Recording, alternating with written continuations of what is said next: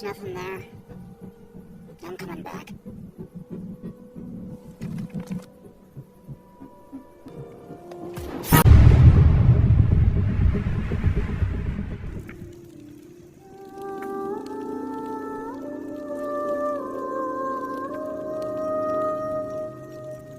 Berlatar di perbatasan antar dua negara yang sedang berperang, kisah akan berfokus pada pasangan suami istri yang memilih untuk hidup damai dengan tidak ikut andil dalam konflik. Ada Mikola dan Natasha. Mereka berdua tinggal di gubuk sederhana yang jauh dari pemukiman dan merasa sudah cukup bahagia tanpa harus ikut-ikutan perang yang tidak akan ada ujungnya.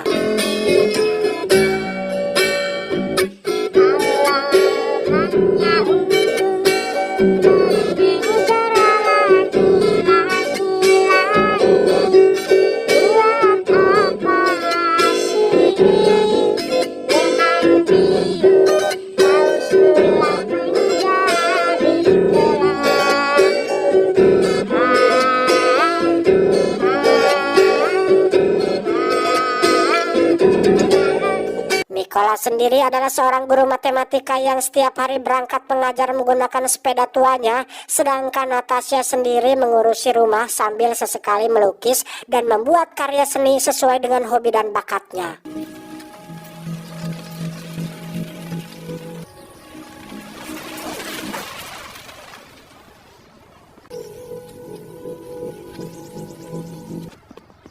Good morning. Good afternoon. Good morning. Maybe they got snipers.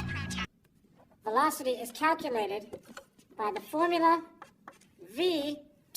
Saat mengajar, tak jarang Mikola mendapat perlakuan tidak menyenangkan dari muridnya akibat dirinya yang berasal dari negara sebelah, alias musuh dari negara ini, di mana Mikola yang sabar dan tak suka kekerasan pun memilih untuk diam ketika diperlakukan seperti itu oleh muridnya sendiri. We both know.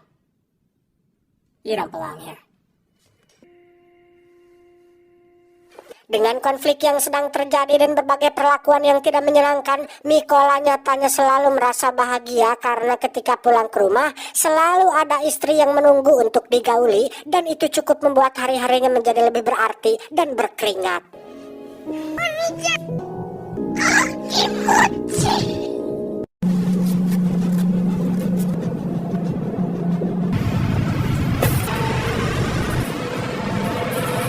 Keesokan harinya ketika akan berangkat mengajar, Mikola melihat dua tentara musuh sedang berjaga di jalan yang sering dia lalui yang tanpa curiga sedikit pun, dan karena memang dia cinta damai dan tidak peduli dengan konflik yang sedang terjadi, mau itu musuh atau tentara negara ini, Mikola tetap melanjutkan keberangkatannya, yang mana sudah sampai di sekolah dia tidak menemukan satu orang pun di sana. Dan setelah melihat berita di televisi, dikabarkan jika konflik perang ini semakin memanas dan para tentara di negara ini diturunkan untuk menghabisi mata-mata yang dicurigai telah membantu negara musuh memerangi negara ini. Saat itulah Mikola segera pulang ke rumah dan menemukan dua tentara tadi sedang menyiksa dan baru saja selesai memperkosa istrinya, di mana mereka berdua menganggap jika Natasha adalah mata-mata yang ditugaskan untuk mencari informasi, yang meski Mikola sudah menjelaskan jika dia adalah istrinya, mereka berdua tetap menyiksa dan membakar rumah mereka berdua, yang ketika Natasha kesal dan bermaksud untuk melempar mobil tentara mereka dengan batu, tiba-tiba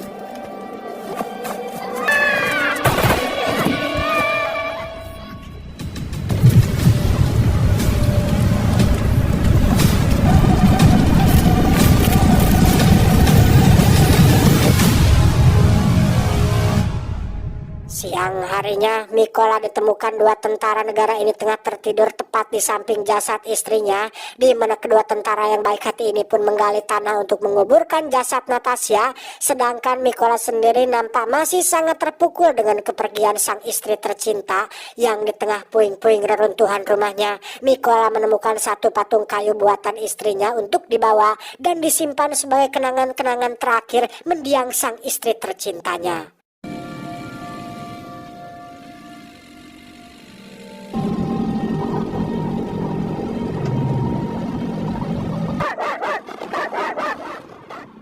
Kedua tentara baru ini pun membawa Mikola ke pangkalan militer untuk diamankan, di mana Mikola yang sudah tidak memiliki tujuan hidup lagi pun tiba-tiba berkata bahwa dia ingin ikut pelatihan militer dan mengusir tentara musuh dari negara ini dan tanah air mereka.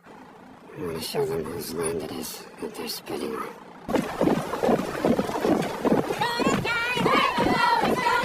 Pada awalnya Mikola mendapat kesulitan dalam berbagai jenis latihan karena ya wajar saja sebagai seorang guru matematika yang cinta damai, anti kekerasan, dan tidak pernah latihan fisik, hal ini cukup sulit baginya. Tetapi dengan motivasi yang kuat dan timing yang tepat, tak butuh waktu lama bagi Mikola untuk bisa menjadi sosok baru, bahkan lebih unggul dari semua kandidat atau relawan yang ada.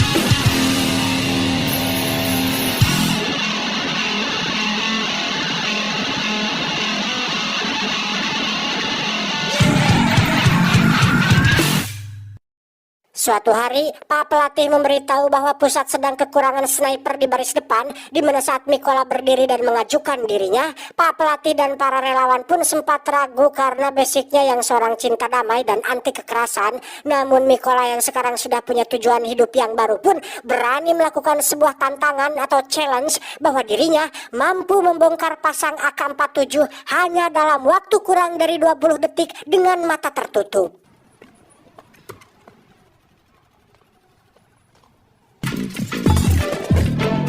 In 18 seconds! Dan ya, Mikola yang sekarang punya nama baru yakni Raven pun berhasil melakukannya dalam waktu hanya 18 detik saja, di mana Bapak Kapten yang menyaksikan ini pun melihat sebuah potensi besar pada diri Raven alias Mikola untuk bisa menjadi seorang prajurit tangguh yang tak terkalahkan.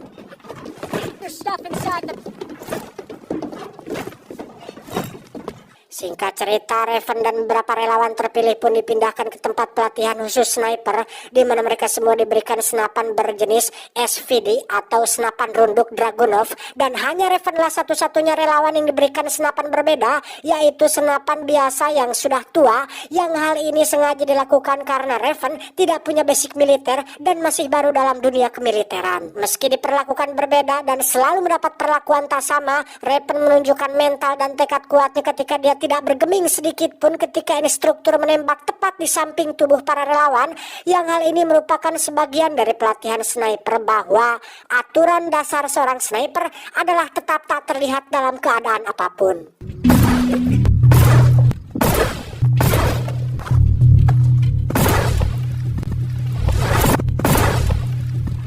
Dalam teori dan perhitungan, Raven jelas lebih unggul di atas yang lain karena seperti kita tahu, dia adalah guru matematika yang sudah terbiasa dengan hitung-berhitung seperti Jerome Pauline, sehingga sebelum Kapten menyelesaikan soalnya, Raven sudah bisa menyelesaikan jawabannya terlebih dahulu. 940 and 804.5. Not bad, Raven. Saatnya ujian menembak, para kandidat diharuskan menembak dalam situasi sulit penuh kabut, di mana saat yang lain menembak sesuai dengan instruksi, Raven tetap sabar menunggu dan tak kunjung menarik pelatuknya, di mana dia menunjukkan kesabaran seorang sniper sejati dengan menunggu waktu yang tepat untuk menembak dan... Code green! Raven minus. Exam complete. I didn't shoot. Plus 3, Raven.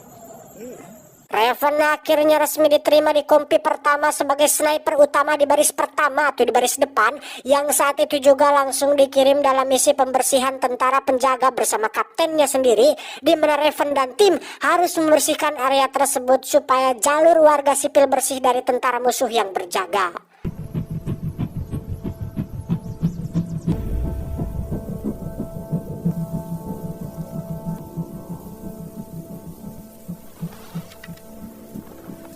Saat Saat itulah muncul sebuah mobil berisi dua warga sipil yang sepertinya pasangan suami istri yang akan memasuki negara ini, di mana para oknum tentara ini atau oknum musuh tentara ini pun menghadangnya dan bermaksud untuk memperkosa istri dari si warga sipil tersebut setelah si suami dibuat tak sadarkan diri. Dan sebelum semua itu terjadi, Raven dan tim sudah bersiap dengan targetnya sendiri dan...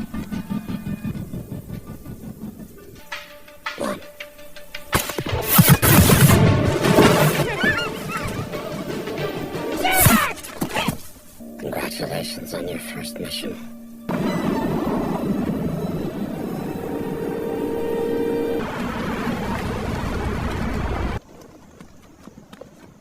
Second policy ban on importing food from the EU and several other countries.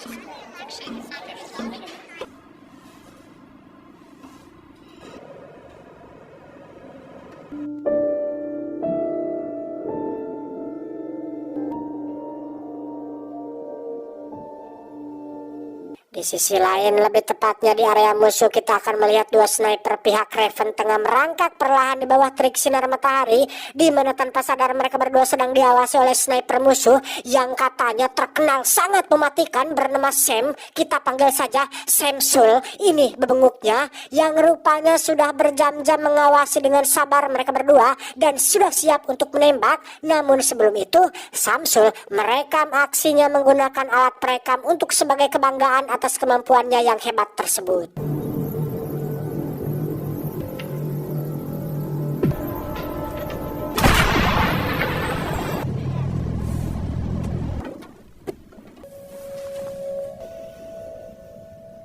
Jasad satu sniper ini pun berhasil dievakuasi ke pangkalan dan cukup membuat si kapten dan semua orang terkejut karena sniper ini terkenal paling jago dan paling hebat di pasukan mereka, sehingga kematiannya cukup menjadi sebuah pertanyaan tentang siapa sniper musuh yang sudah telah mampu membunuhnya. Untuk menggantikan misi ini, maka dikirimlah Raven, si kapten dan beberapa tim untuk memasuki wilayah tersebut, di mana mereka mulai berangkat pada pagi hari buta untuk bersiap kalau ada beberapa tentara musuh yang berkeliaran di area tersebut.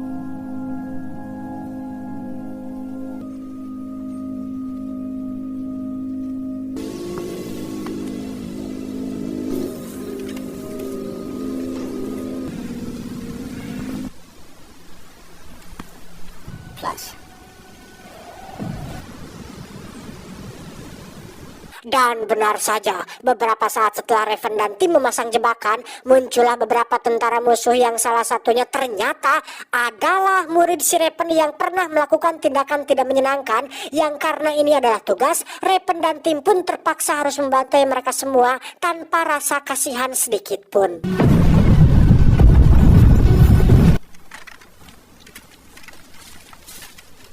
Who's Ivan? My former student from Horlivka. Setelah berhasil membantai pasukan pertama, Raven dan kapten pun berhasil masuk ke pos pertama, yang di situ mereka perlahan merangkak untuk mengawasi dua tentara yang sedang berjaga, yang setelah disidik-sidik, kedua tentara tersebut ternyata adalah pelaku yang telah memperkosa dan membunuh Natasha istrinya, yang mana saat si kapten menyuruh Raven untuk bersabar dan jangan dulu menembak, hasrat-hasrat dendam dalam diri Raven pun seketika menyeruak yang membuat jarinya tidak tahan untuk menarik pelatuk.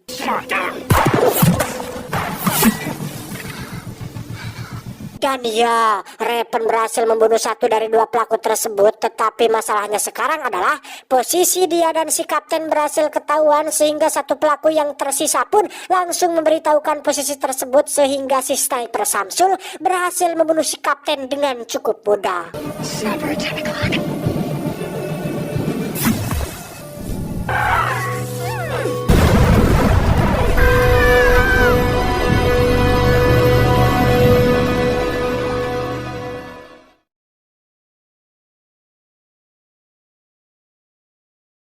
Kematian si kapten jelas membuat Raven semakin terpukul setelah kehilangan sang istri tercinta. Kini orang terdekatnya pun harus meninggalkan dia, di mana Raven nekat melakukan misi sendirian untuk menumbangkan dua sniper musuh di wilayah mereka, yang posisi tersebut cukup menyulitkan karena kedua sniper musuh sudah standby di posisinya masing-masing. Yang satu berada di dalam gedung kosong, yang satu lagi berkamuflase menjadi tumpukan sampah. Dan entah bagaimana caranya, Raven terlihat sudah berada di antara alang-alang sejak berjam berjam-jam lebih dulu dari mereka berdua, sehingga ketika si sniper sampah bergerak mundur karena hayang gagaro pengpelangan, Raven pun langsung menembaknya saat itu juga dan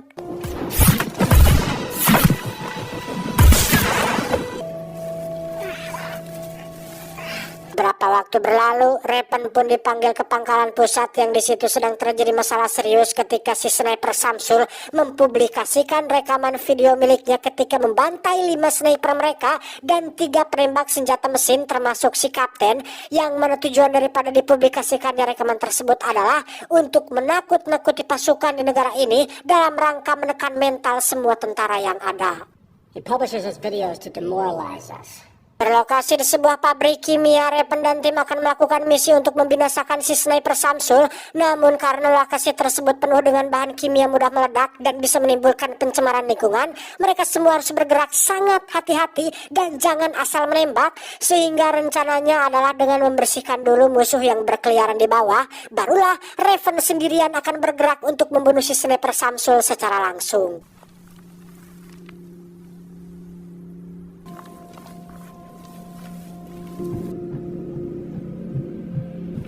In position. Singkat cerita, mereka sudah sampai di lokasi di mana 10 sniper ditempatkan pada jarak aman untuk siap melindungi pergerakan Raven. Sementara Raven sendiri akan bergerak masuk sendirian dengan membunuh beberapa penjaga yang tidak terjangkau. Yang salah satu dari penjaga tersebut adalah pelaku yang telah membunuh Natasha yang kemarin tak sempat dibunuh. Sehingga kesempatan ini sekaligus menjadi ajang balas dendam atas kematian istri tercintanya. Setelah Raven memberikan aba-aba, ke-10 sniper pun langsung membantai para tentara musuh yang ada di bawah, disusul dengan tembakan beruntun yang ditembakkan oleh satu pengalih perhatian, supaya si sniper Samsul tidak mendengar dan tidak menyadari jika pasukannya sudah tewas dan tak ada lagi yang akan melindungi posisinya dari bawah.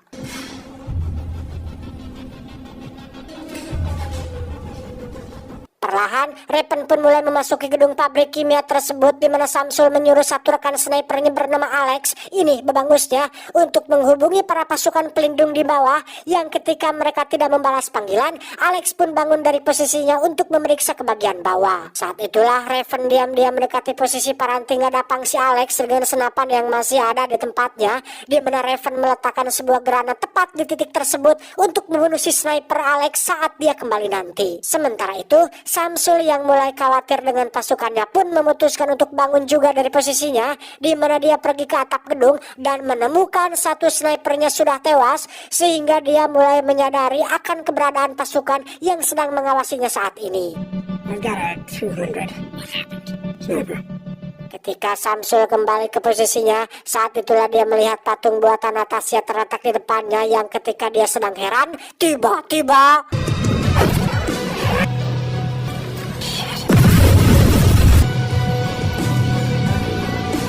setelah Samsul dan pasukannya tewas, Raven langsung mengambil alih senapan milik Samsul untuk bersiap menyambut kedatangan pasukan bantuan, di mana saat Raven sudah menembak kapten mereka, ke-10 sniper yang berada di posisinya pun langsung memborbardir pasukan ini dan berhasil membantai mereka semua dengan cepat.